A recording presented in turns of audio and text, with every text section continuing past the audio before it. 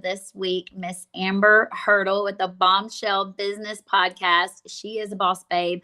I actually met Amber several years ago when I was in corporate America working with Dale Carnegie, and she and I were, I think we were both at Cable at the same time. It's kind of how we met, the network women's group in Nashville, and I think we might have served on the board together actually for a while. And Amber is someone that has always inspired me. She is a hard worker. She has literally built her business, her empire, if you will, from scratch. Just through the school of hard knocks, lots of work, lots of education and different things. But I love her real and raw personality that she brings to the table. And guys, you are in for a treat today with Miss Amber and talking about mindset and overcoming the things of life. So welcome, Miss Amber Hurdle. So nice to have you. Thanks for having me. I appreciate getting to play with you. And I was thinking about that this morning when I was walking my dog. I was like, how long have we known each other? It's been forever, like a Yeah, long time. yeah, like 10 years maybe, Yeah. something Yeah. like That's that. kind of where my brain went. I was like, I think it's about 10 years, Yeah. maybe a little bit longer-ish, but 10-ish years. Yeah. And I appreciate you recognizing my work ethic. I do think that's a key driver for success. But I love having the conversation around mindset because at the end of the day, that's what gets you there. That's Yeah. it. So So I've not shared your story with them. So I do know, the highlights of your story. So if you would just kind of share the highlights of your story and how you got started just pushing and being this bombshell that you have evolved into. And I know your company's even evolved more since then. I was doing a little bit more research on you this morning on what's happening lately with you, and you are just expanding and growing like crazy and speaking at conferences and just amazing things. But tell a little bit about your story and just the struggles that you had in the beginning and then how you started your business. yeah. So I want to go all the way back to high school because I think this is really relevant and it is such a driver in how it was a driver in my becoming. Like as I was becoming an adult, becoming a professional, becoming a business owner, it all started with being in high school and moving from Orange County, California to Lebanon, Tennessee. Now, if you're from Nashville, you know it's really Lebanon. But for the Lebanon. rest of you, it's spelled Lebanon like the country. So move here. There was a brown Walmart. Like we were super excited about two McDonald's, and it just wasn't what it is now. I mean, Wilson County's thriving, and it's a whole different shebang. But it was a big struggle, and there's other things going on too that it's just too much even to get into. But let's just go Orange County, California. Things open 24/7 at the beach all the time. Very grounded. I'm 14 years old, and I moved to Lebanon, Tennessee. And the year before, there was a race riot at my high school. Mhm. I was Yeah. just like, I'm sorry, wait, what? We're still having and of course, 2022, we can still say this, but like, we still have beef with people because they don't look like me. Like, what is Right. happening right now? Such a foreign concept to me. When I left with my 8th grade graduation pictures, no one looked the same. I mean, the diversity was just right there in front of your face on my picture on my corkboard. Mhm. So I really struggled, and I helped start a group called All Races Together. It was Mhm. a subgroup that we were able to like tap into the um what was it called? Another charter. I'm sure everybody went through it in high school. Is like, don't do drugs and be a good kid charter. Okay, so that was part Mhm. of that. And so Channel 4 News reached out to various school districts and they were like, hey, we really want to pull somebody that is a great leader, tends to be a little more visible, and who is having conversations about things that maybe parents aren't comfortable having conversations with their own Mhm. children. So they're like, oh my gosh, you have to talk to Amber Erickson, my maiden name.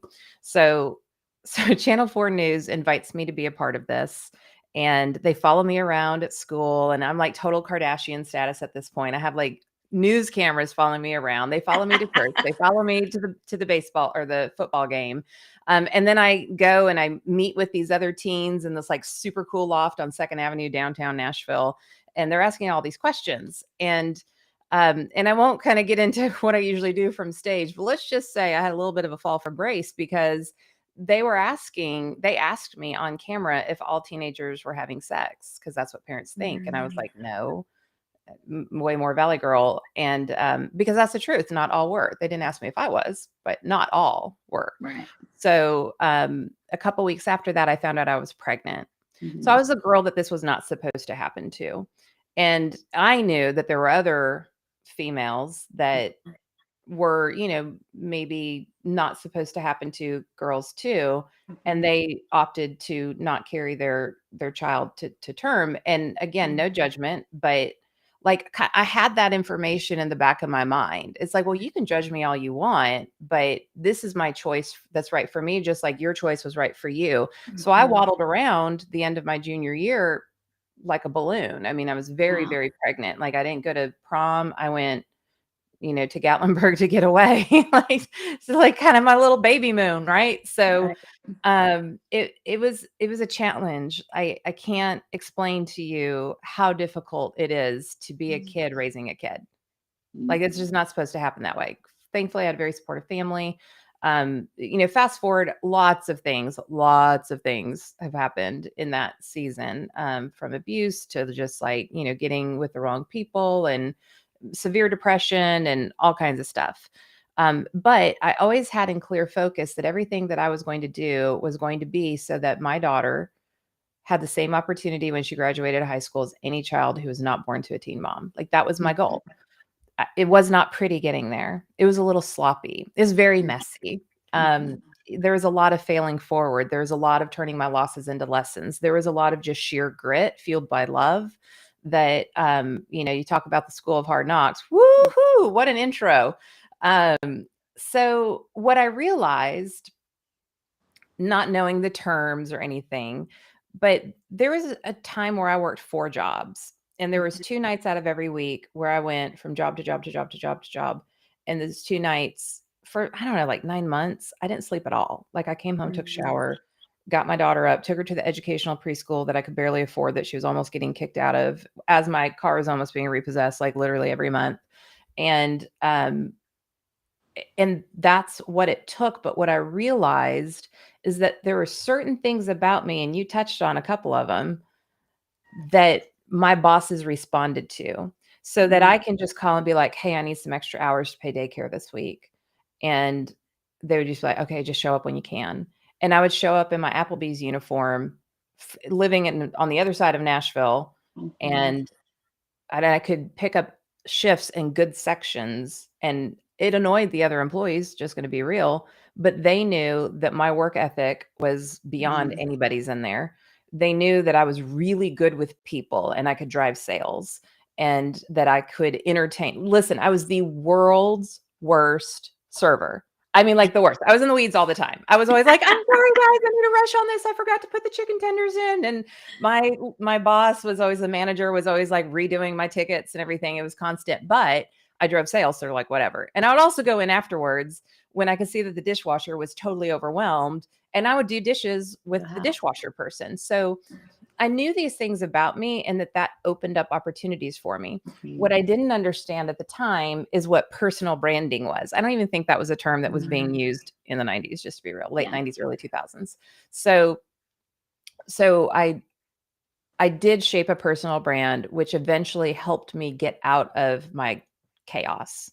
And I was down to like 2 jobs, and then to 1 job. And then one day it was just okay. Like everything was okay. It wasn't crisis mode every single day.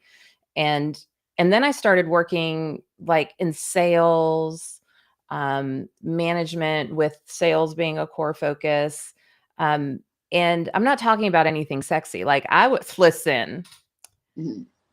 the top manager in all of Middle Tennessee for SureGuard storage centers. Okay. Watch out. I mean, but what I realized is like the number 1 location that I had, I realized that I was around lots of hospitals, lots of medical. And if I could sell to the drug reps, and I could create almost like a UPS store or a FedEx store type environment for them, where they wanted to come in, they had good coffee, they could make copies if they needed to. If they needed to use my fax, they could.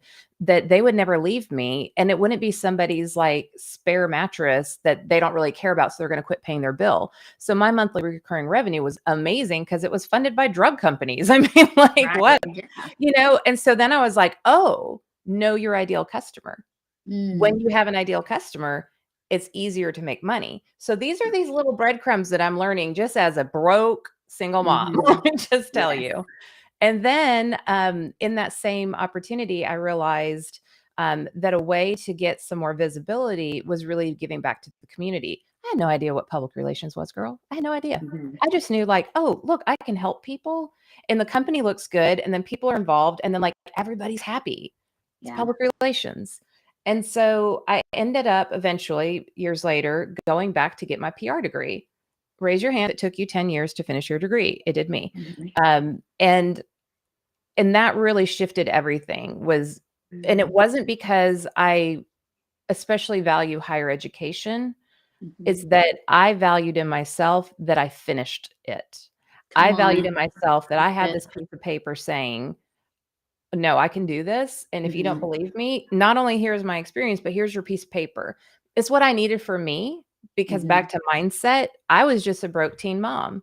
Mhm. I needed to shift that to I'm a professional and I am worthy of getting these management positions. I am worthy of being able to lead Mhm. others. I've been leading a kid since I was 16 years old. Like, it was all about that mindset shift. And so just as we're coming along doing all these things, I grew my career. I had lots of great positions. I think when we met, I was actually still at Opryland, maybe, or I was on my You transition had out. just left Opryland, I think. Yeah. Okay, okay. So there were probably I consulted with them for forever, Yeah. after that. So, when I left that, I was like, "How do you go from Gaylord Hotels, which is the most magical place to work ever, Right. where do you go from there?" Like, Mhm. especially when you do what I do. And so I realized you don't. You have to start your own business. And I've started other Mhm. businesses. I had a celebrity event planning company, and I've had multiple businesses. I had an event venue. But realizing that my favorite part of my job wasn't like the 130 plus events we did each year or all the different communication campaigns Mhm. or the different training that we did for different departments and teaching them how to engage and communicate effectively with their employees.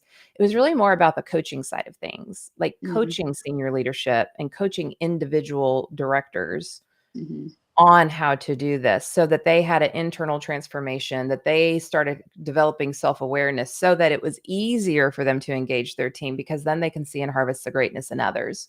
So I went and got ICF certified because I used to be the Mhm. person who needed that piece of paper. I'm not anymore. I don't encourage you to need a piece of paper. You're great, and your work, your body of work should be able to speak for that. But I wanted my Yes. piece of paper because I was going to be a hardcore executive coach, and so I went down that path.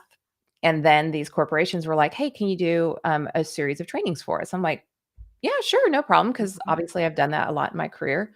And then somebody was like, "Well, we actually want you to speak at our event. Can you keynote blah blah blah?" And I'm like, you want me to memorize something for an hour and talk on stage and not interact with the audience? Like, oh, okay. I mean, I'll try it. Then I started my podcast because I had a bajillion female friends like, hey, Amber, how are you growing your business so fast? How are you marketing so fast? And I'm like, well, it's kind of my Right. whole career. But I realized that I was either going to have to volunteer my time for a bunch of friends as a part-time job, which I didn't. As you're starting up, you just can't. So Right. I created an event just for women in business. And I mean, I had such rock stars facilitating this. It was insane. And I didn't even know what I was doing at the time. I just was like, this is a need. We're going to answer the need. We're going to make it affordable. And then Mhm. everybody can get the help that they want. And then my mind was blown because I realized in one room, and anytime I get tears behind my eyes, it's not because I'm sad. If you listen to my podcast, you'll hear me say this all the Mhm. time, is because that's my truth. And so Mhm. this is my truth because I'm getting those tears, the swell behind my eyes. I was in that room and I was like, holy crap, women especially are in their own way. Like, how do you Mhm. do an entire, like, here's your full day Yes. presentation, get out of your way. Like, how do you do that? And so I'm like, okay, I need to write a book. And Mhm. and I started writing a book, and then I was like, "You know what? I don't know." So then I did everything backwards. I did the Bombshell Business Boot Camp, um, and and I put it out there as an 8-week process, an Mhm. 8-week lunch and learn, like 90 minutes, 2 hours, something like that. And then we had a virtual component, and I attracted women from 5 different counties that I didn't even know. And so over the course of 8 weeks, I was realizing what are the major pain points, both operationally and then mindset wise. And I was like, I can't write this book yet. This is deeper. I got to start a podcast. So I started a podcast because I'm like, I'm going to need to know what's going on beyond a 5-county radius of, the greater Nashville area. Right. So I started my podcast and it took off, and women would write to me. Oh, it was just amazing. And like, if you're looking at it from a business perspective, it's data. And it's really like taking people's own words and using that as your sales copy and using that as your sales conversations, because that's the real deal. And then it's also part like, God's asked me to do this. And see, there's those tears again. I do not make a lot of money off of women in business. I'll just tell you that right now. It's my passion project, and I won't give it up because those tears keep coming. And so Bombshell Business Podcast is free. My book, which I eventually wrote because I had all the data, and people would read my book and they'd say, oh my gosh, Amber, when I got to page whatever, I cried. It's like you were just talking to me. Think about how much research I had done simply by doing. And so I'm sharing this not to beat my chest, because we could talk about all the failures I've had too. All the bad business decisions, all the money I've wasted, all the tears and the pain, the gnashing of teeth.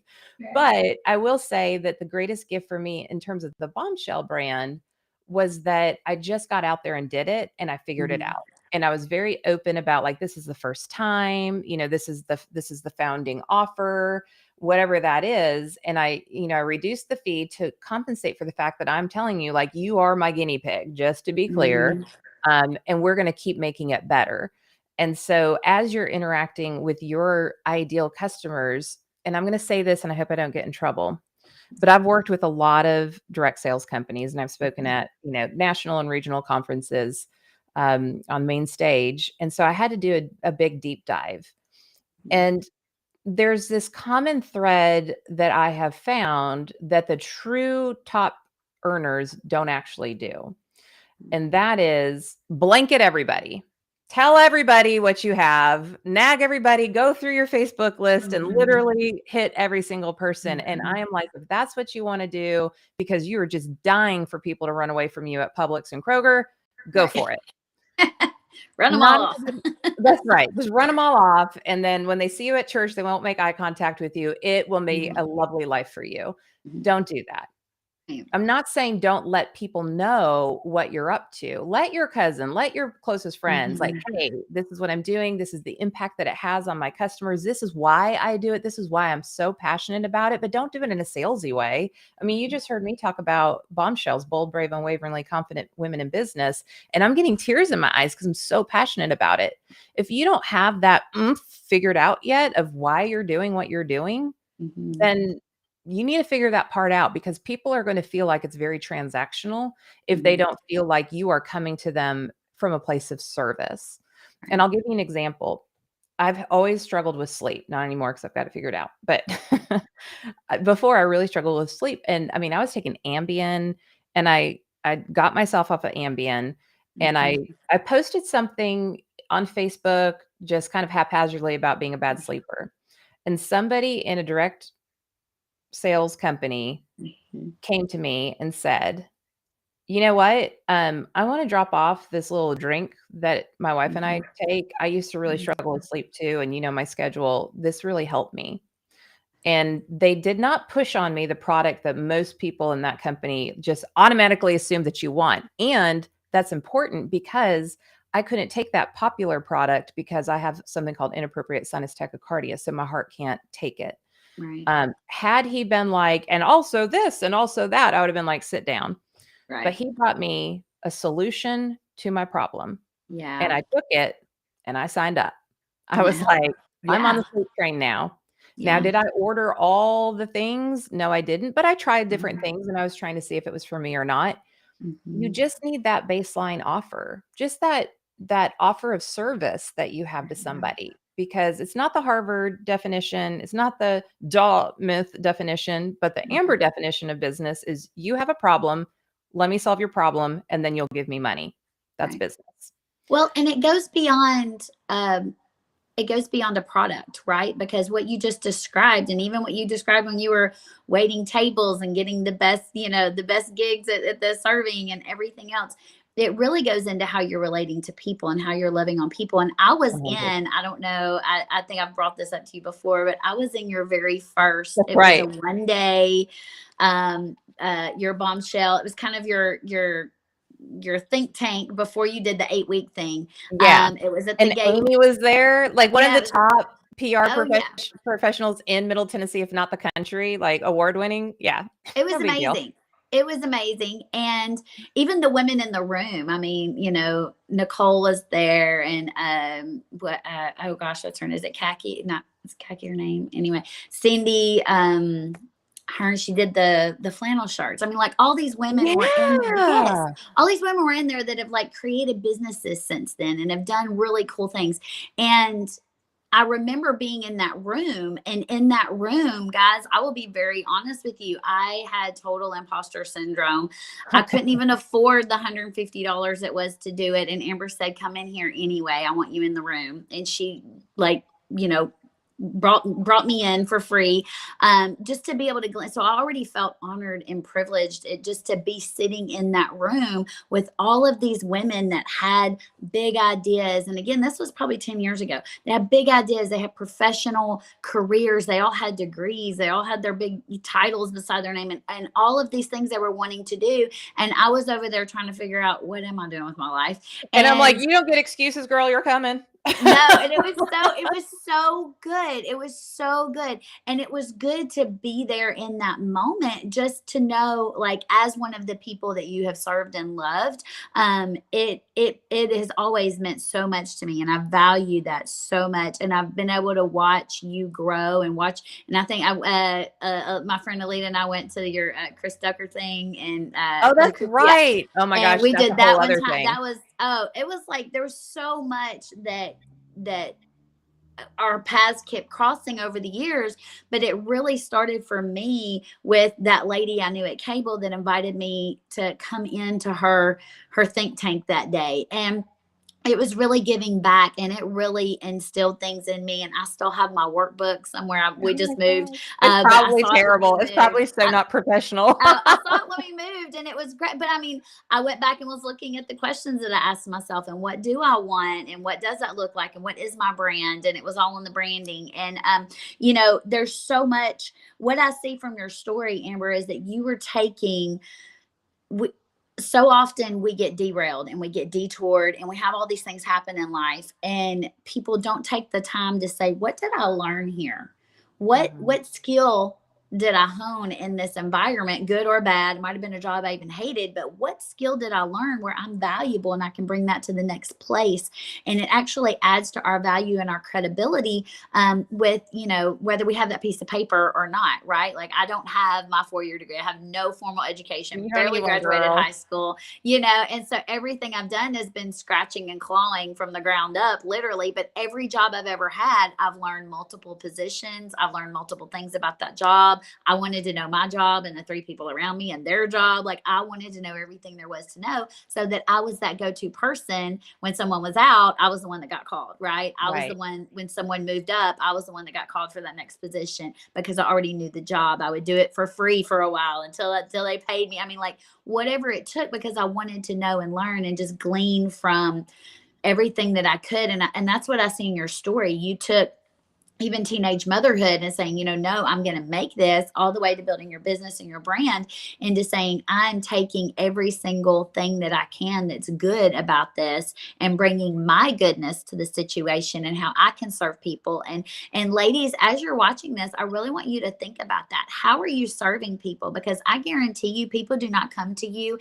and purchase from you just because of your product. Some may, but for the most part, they're coming because of you. They're coming because they value you, or you have served a need. Like Amber said, you have met something in their life. You have been a good friend to them. You've met them in the community and served in a good way there. So how do you I guess, let me ask you this. When you are talk to that person, Amber, that hasn't identified, they love their product, they know it's a good product, but they haven't identified their heart passion. Because I think you were kind of going there when you're talking about speaking to the network marketers. Those at the upper levels, those of us in the top 1% of these companies, we understand that it is not about the product that we sell at all. It's really about the people. Talk to us a little bit about what that Well, is. it's funny too, because I was in New Orleans and I was speaking to a international direct sales brand, and we did this whole parade afterwards. You have not lived until you've been in a parade in New Orleans. I'm just telling you. Yeah. Um, so I was talking to some of the women as we were getting lined up, and they said, "Oh, well, I was with this other brand, nothing to do with what this new brand is for them." Mhm. And I'm like, they basically took their entire customer base Mhm. from a clothing brand and migrated almost all of them over to this food health Mhm. brand. Mhm.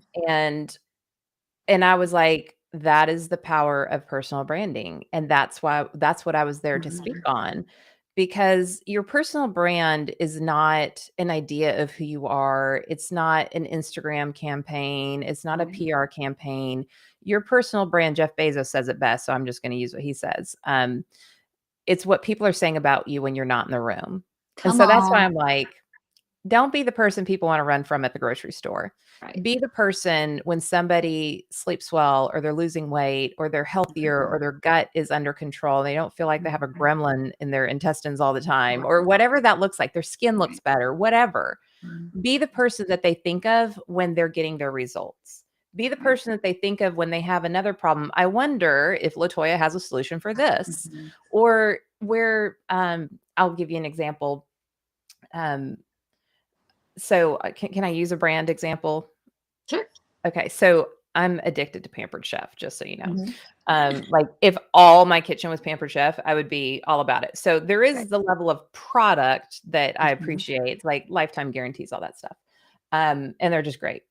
But the woman who sells me, I think maybe one time I bought Pampered Chef through somebody else because my friend was having a party and I wanted to support her.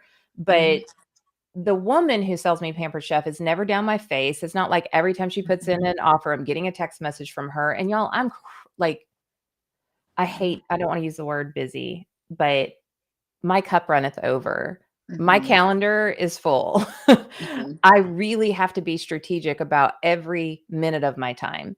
Mhm.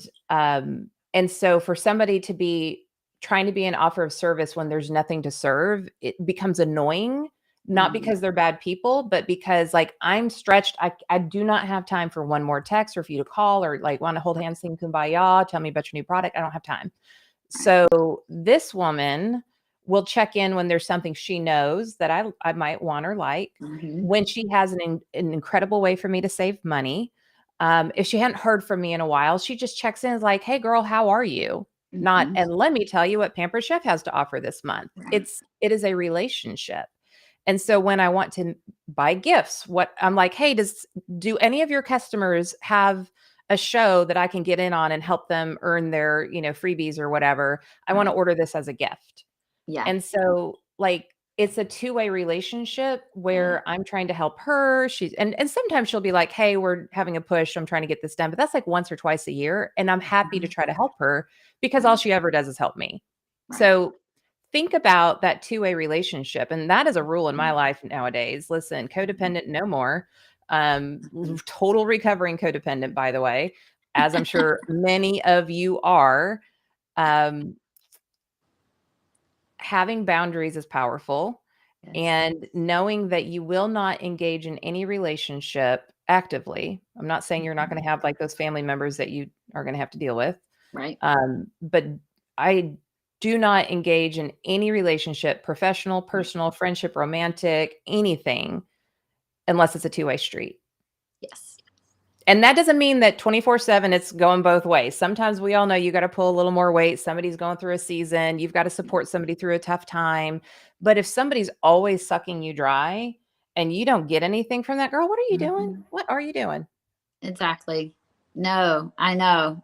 God has been talking to me so much about my inner circle. Like, I have literally gone through a revamp of my inner circle, not because yes, and not and it's funny. Tell me if this is not true.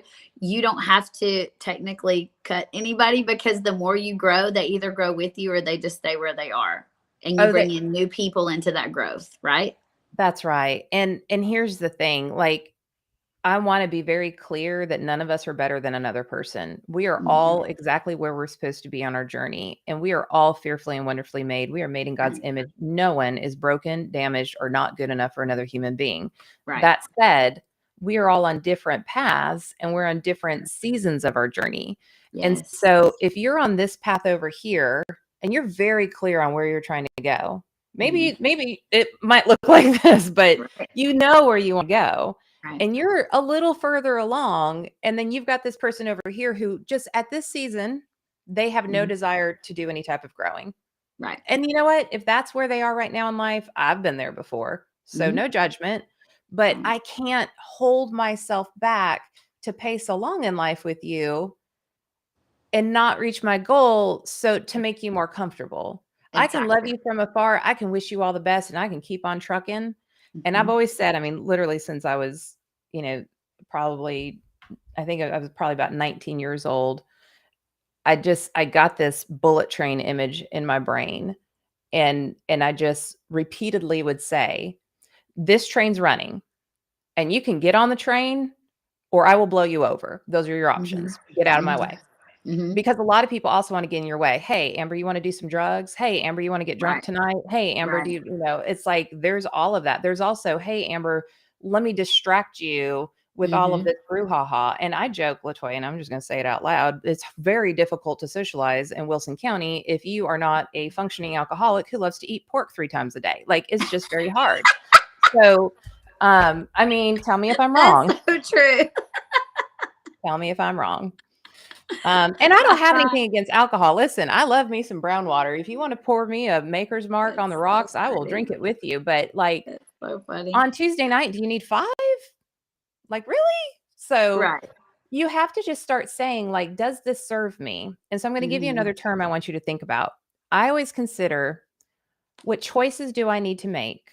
And we're going to, if we're talking about mindset, Mhm. we've got Gertrude sits on my shoulder right here and she tells me, you're not good enough. You just screwed that up. I can't believe you wasted that money. You're not there enough for your kids. Why did you put 3 pounds on in the past 2 weeks? Like, rah, rah, rah, rah, rah. We have to tell Mhm. her to shut up. She ain't going away.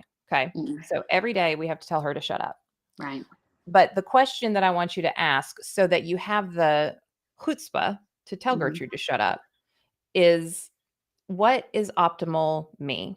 What is Mhm. optimized Amber? So you can roll your eyes at me that I don't eat sugar. You can roll your eyes at when everybody else is doing something, I'm opting not to. You can roll your eyes at me that I'm going to want to be in bed by 10 o'clock. You can, and I'm not like, listen, I'm a good time. I can Mhm. have fun. Like I'm a good party person, but I know what I need in order to meet the various areas of my life that are important to me. Motherhood. I have 2 adult kids. If you Mhm. think that things end because they turn 18, no. Mhm. Mhm. I have 2 adult kids. I own 2 properties. I keep up with Mhm. 10.66 acres here. I Mhm. have 2 businesses. I had 3. Mhm. I'm one of 6 kids. I'm close with both of my parents who've been married since the dinosaurs. Mhm. So just all of that, we haven't even talked about friend space yet. Yeah. Right. So if you think that you're so special and Mhm. you're so important that you are going to bypass my siblings, all 6 of them, my Mhm. parents, my 2 Mhm. children, my dog, obviously, Mhm. that's an important one, Obviously. Hello. and Yes. all of my Mhm. customers who are voting yes for me every time they hand me money. You Yes. think that you're going to bypass all of that to become my priority, and I'm going to not eat the way that I want to, and I'm not going to sleep the way that I want to, and I'm not going to exercise the way that I want to, and I'm going to do stupid things and waste my time in my life because of something that you need for your life? I'm sorry, honey, you better go create that for yourself. I am Preach. not here for it. I'm not here Yes. to make your life better. Your inner world is your inner world. Now, you can pay $14.99 and read my book. You can Mhm. also listen to my Right. podcast. That's Right. free. You can participate in any of the free things that I do, and I'm so happy to serve you. That's why I do those things. But if you think that you're going to jump to the front of that line for me to lament with you over whatever you choose not to improve upon yourself, you got another thing coming to you. And so when I don't have distraction, and when my priorities are in order, and when my life and my actions align with my values, and when I feel empowered enough to tell Gertrude to shut up because I'm only surrounded with people who believe in me and who are on board for Amber being optimized Amber, because they don't have to take from me to feel better about themselves, where they can act as a mirror for me to see like what I need to improve upon myself. Right. And I can give, I mean, I've got amazing friends that they know, like Amber's not going to text you every day, but when the fit hits the shan, she will drop everything and come for you. Right. So that is Amber. That might not be you. I'm a driver personality. I'm a big risk personality. 100%. I'm a proactive personality. That's not everybody. But find what optimal you is, discover what your values are, understand who God designed you to be, and then make sure that there's no disconnect between how you perceive yourself in God's image and how somebody else receives you. That's so good. And I 100% align with everything you just said, because something that I have noticed and that the Lord's been showing me while he's been talking to me about this inner circle thing is when you begin, whoever's in that, and I'm talking your inner circle, guys. I'm not talking just, Sally that you go to church with. I'm talking about your people. Okay. I'm talking about your people, your faves list on your phone. Okay. I'm talking about those people, those people, even when you have allowed, and some of those people are just there because they have to be, because they're, family, brothers and sisters, whatever. We get that, but those other people that you've allowed into that space, when you begin to share your heart with them, your vision, your dreams, your goals, you have then given them permission to speak into that. So you better make sure that you're going to be around people, like Amber said, that are going to be cheering you on and wanting you to be your best self, and not, they're not upset. They're not jealous. They're not, well, why does she get to do that? They're not whiny. They're not drama. They're not bringing toxic in, but they are bringing edification into that relationship. That's what you want. You want someone that's going to challenge you when you have a thought, and that maybe they push back against you, but they're still for you. Okay. Those are the things that you're looking for in your inner circle. And guys, when you get that going in your inner circle, you've got the good things coming into your head. You're working on the mindset that we're working on for these 4 weeks. You're doing all of the hard work in here before you are even projecting out. Then what comes out of you is going to be so much more pure. It's going to be so much more loving and serving and reciprocal to the people around you. They are going to be drawn to you like a magnet, because they are going to want to be with people like that. But so will everybody else. So that bright light, that sense of knowing, that sense of confidence, that sense of self, it is magnetic, and everybody's going to want a piece of you. That's where the filter comes in, right? And that is where the filter comes in. Yeah, that's because so good. You cannot offer yourself as a living sacrifice to everyone. Okay. No. There's only one savior. You are not it. Okay. Exactly. And I will add this too, as you were talking about this, for some reason, I've mentioned it a couple times in the past week, but when I was young and dumb, and I always joke, I took Prince very seriously in 1999. Some of you will get that joke. Others will not. Google it. I did. And it was a dark season, but I did. I literally got down on my knees and begged God to take some things from me. And I knew that my life was not going to turn out the way that I wanted to if I couldn't let go of some of these things. And really, when you're talking about some of these challenges that we face in life, it really is about who you're surrounding yourself with. Because is it that you don't know that these people are bad for you, or is it that you're afraid of being alone? You're afraid that you won't have a place to stick your head in the sand and escape and just pretend like nothing's happening. Like, what's the real fear? And so once I was able to kind of rid myself and step away from some activities, some people, things like that, I knew that I had to get my poop in a group. So I remember that, Proverbs is the book of wisdom. And clearly I was lacking in that at the time. And I remember I went to private school up until moving here. It was another big switch, going from nothing but private school my whole life and then public school for high school. I just remember knowing that the Bible says that if you ask for wisdom, you will be given it. And so Mhm. I was like, buckle up, God, we're on Proverbs. So I started reading Proverbs at least one chapter a day. And I bet I went through Proverbs probably 5 times, just back to back to back to back. Every day I read in Proverbs. And so many times it said, ask for wisdom, it'll be given to you. So I prayed for wisdom every single day. And I want to make it clear too, I, to use today's term, identify as a Christian. Mhm. I very much respect all wisdom traditions. I am not a Mhm. hater on any other religion, and I'm probably a very liberal Christian. I think non-Christians would be like, oh, you're such a Christian. And then some Christians would be like, well, you're not really a Christian. So wherever you land on the spectrum, it's Yeah. right here. This is all that matters. Again, other Right. people's opinions don't matter. I Their know in opinions my are soul wrong. what I believe, but I Right. don't want you to think I'm some kind of Bible thumper because I've got, my own opinions about things. But Proverbs, a pretty darn good book to read. Yeah, And it is. and and I think that's another key thing is you don't have to have it all. You can ask for it. And, Mhm. in that big manifestation move and that law of attraction move, they say, you can just like speak things into being and you can manifest things. And y'all, that's biblical. That's Mhm. biblical. That's ask and it shall be given to you. Seek and ye shall find. That's knock Mhm. on the door will be opened unto you. Mhm. That's, if you have the belief of a mustard seed, you can move a mountain. Like Mhm. there is no difference there. It doesn't matter what religion or what faith philosophy or spirituality guru Mhm. says it. It's consistent in saying that if you want something, you just have to ask. Ask the universe, ask Mhm. God. Every morning I wake up and I read my life statement out loud and I Mhm. read how I want my life to be, my relationships to be, how I want my finances to be, how I want my business, what I want for my employees. I read about the tone of my Mhm. skin, about the shape of my body. And it's not like I want to be skinny, like that's not it. Like I want to be fit, I want to be healthy, I want to be active. What does your ideal life look like? Write that down and tell God that's your expectation every single day, Mhm. or the universe or whatever it is that makes you Mhm. feel good about saying that out loud. Mhm. If you can't define what you want for your life, Gertrude's going to get in your ear. All those people in your life are going to have you distracted. Mhm. And I'll just say like it's that bullet train. Get on my train or I'm going to run you over. Those are your options. Some of you are like, I can never say that. How about you are welcome to have a seat on my train. And if you Right. prefer not, that's okay. You can sit over there, but this train has to leave the station on time. Right. Right. You better stand back because your hair's gonna get blown.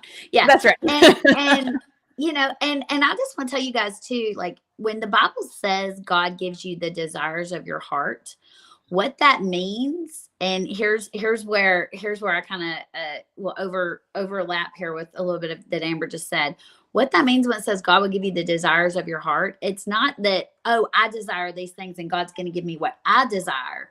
No, it's that God Himself placed those desires on the That's right. inside of you, and you are coming into alignment with what He placed on the inside of you. That's right. So, when you're reading your life statement, when you're asking God every morning, God, this is the life I see. This is what I want. It's not just what you want because it's you, but it's what you want because it's something He placed on the It's inside of alignment. you. It's alignment into Mhm. His manifestation in your life. Yeah, That's what you're coming into alignment with. You're not making God do anything. You're coming into alignment with what He already placed on the inside of you. that's And right. there is wisdom in that. There is such wisdom in that.